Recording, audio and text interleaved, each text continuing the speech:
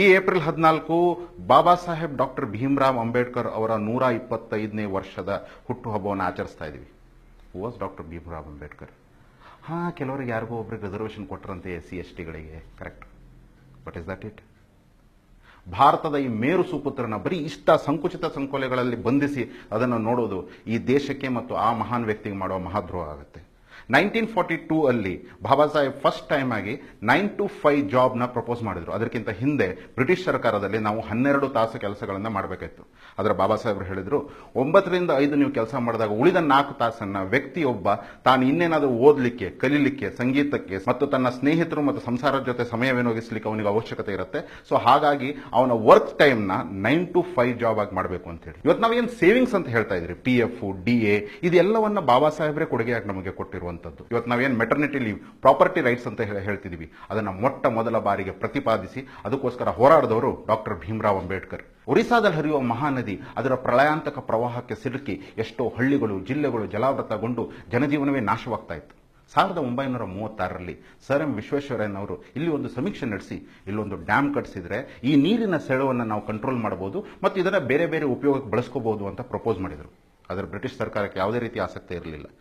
ಆದರೆ 1945 ಬಾಬಾ ಸಾಹೇಬ್ ಅಂಬೇಡ್ಕರ್ ಅವರು ಹಿರಾಕುಡ್ಡಲ್ಲಿ ಡ್ಯಾಮ್ ಕಟ್ಟೋದ್ರ ಮೂಲಕ ಅದನ್ನು ಒಂದು ಮಲ್ಟಿಪರ್ಪಸ್ ಪ್ರಾಜೆಕ್ಟ್ ಡ್ಯಾಮ್ ಮಾಡಬಹುದು, ಅದರಿಂದ ನೀರಿನ ಸೆಳವನ್ನು ನಾವು ಕಂಟ್ರೋಲ್ ಮಾಡಬಹುದು, ಇದರ ಜೊತೆಗೆ ವಿದ್ಯುತ್ ಉತ್ಪಾದನೆಯ ಮೂಲಕ ದೇಶದ ಭವಿಷ್ಯವನ್ನು ನಾವು ರೂಪಿಸಬಹುದು ಅಂತ ಹೇಳಿ ಹಿರಾಕುಡ್ನಲ್ಲಿ ಡ್ಯಾಮ್ ಕಟ್ಟಿಸುವ ಪ್ಲಾನಿಂಗ್ ಮತ್ತು ಎಕ್ಸಿಕ್ಯೂಷನ್ಗೆ ಅವರೇ ಅಡಿಪಾಯ ಹಾಕಿದರು. ಅದರ ನಂತರ ದಾಮೋದರವಲ್ಲಿ ಪ್ರಾಜೆಕ್ಟ್, ಬಾಖ್ರಾನಂಗಲ್, ಇಲ್ಲೆಲ್ಲದರಲ್ಲೂ ಅಂಬೇಡ್ಕರ್ ಅವರ ಕಾರ್ಯವನ್ನ ನಿಚ್ಚಳವಾಗಿ ನಾವು ಕಾಣಬಹುದಾಗಿದೆ. ಇವತ್ತು ನಮ್ಮ ದೇಶದ ಆರ್ಥಿಕತೆಯನ್ನು ಸಂಪೂರ್ಣವಾಗಿ ನಿಯಂತ್ರಿಸ್ತಾ ಇರೋದು RBI, Reserve Bank of India. ಆದರೆ ರಿಸರ್ವ್ ಬ್ಯಾಂಕ್ ಆಫ್ ಇಂಡಿಯಾ ಹೇಗೆ ಸ್ಥಾಪನೆಗೊಂಡು ಅಂತ ನಿಮ್ಗೆ ಗೊತ್ತಾ?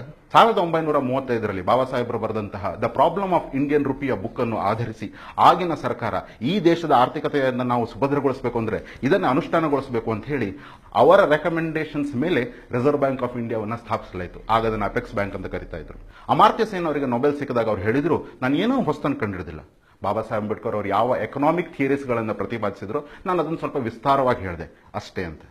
ಬಾಬಾ ಸಾಹೇಬ್ರ ಅಕಾಡೆಮಿಕ್ ಕ್ವಾಲಿಫಿಕೇಶನ್ಸ್ ನಾವು ಲಿಸ್ಟ್ ಮಾಡ್ತಾ ಹೋದರೆ ಅದಕ್ಕೊಂದು ಪೇಪರ್ ಸಾಲಲ್ಲ, ಒಂದಿಡೀ ಮೆನು ಕಾರ್ಡ್ ಬೇಕಾಗುತ್ತೆ. ಕೊಲಂಬಿಯಾ ಯೂನಿವರ್ಸಿಟಿಯಲ್ಲಿ PhD ಮತ್ತು LLD, London school of economics ಅಲ್ಲಿ MSc, DSc, ಜರ್ಮನಿಯಲ್ಲಿ ಓದು, barrister of law, Osmania ಯೂನಿವರ್ಸಿಟಿಯಿಂದ delete. ಹೀಗೆ ಅವರ ಅಚೀವ್ಮೆಂಟ್ಸ್ಗಳಿಗೆ ಮಿತಿನೇ ಇಲ್ಲ.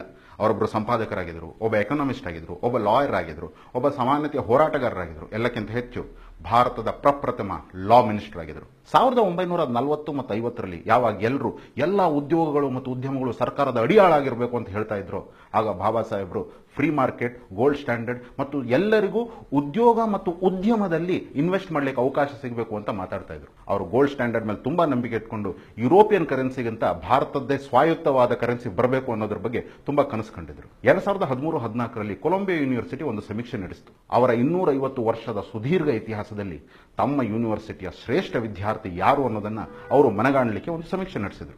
ಅದರಲ್ಲಿ 2 ಮಾನದಂಡ ಆಗಿತ್ತು. ಒಂದು, ಇಲ್ಲಿರಬೇಕಾದ್ರೂ ತುಂಬಾ ಚೆನ್ನಾಗಿ ಓದಿ ಮತ್ತು ಸಾಮಾಜಿಕವಾಗಿ ಅವರ ವ್ಯವಹಾರ ತುಂಬಾ ಶ್ರೇಷ್ಠವಾಗಿರಬೇಕು ಮತ್ತು ಇಲ್ಲಿಂದ ಹೋದ ಮೇಲೆ ಅವರು ಇಲ್ಲಿ ಪಡೆದಂತಹ ಶಿಕ್ಷಣವನ್ನ ಸಮಾಜಮುಖಿಯಾಗಿ ಬಳಸಿಕೊಂಡಿರಬೇಕು.